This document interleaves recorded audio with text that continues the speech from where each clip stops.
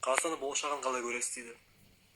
Қазақстанның болашағы осы келе жатқан осы 3-4 жылдың 3-5 жыл деп айтайық, онда ішінде біраз өзгерістерге бет бұрмасақ, егер де халықтың өзі өзгермесе, онда біз құраймыз деп айта аламын. Өйткені менің көріп тұрған сценариімді өте ғажап өзгерістер күтіп тұр Қазақстанда негізі. Осы 5 жылдың ішінде егер де біз біраз өзгеретін болсақ, өзіміз өзгеретін болсақ, егер де ой түйсіктеріміз өзгеретін болса, онда біздің Қазақстанды, біздің өлкемізді үлкен ғажайып өзгерістер күтіп тұр.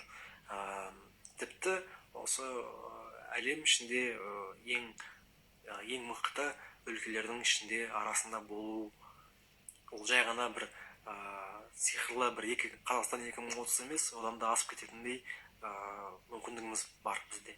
Бірақ ол үшін біз өзіміз өзгеру керекпіз, өзіміздің ойымыз өзгеру керек, біраз талпыныс жасау керекпіз өзіміз. Жай ғана өсектеп, жай ғана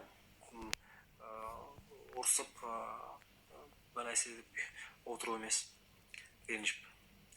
Сөйлеп, оқып, өзгеріп, талпыныс жасасақ қана бірге өзгерте аламыз өлкемізді. Оған өте сенемін. Вы похорошели, говорит, рахмет.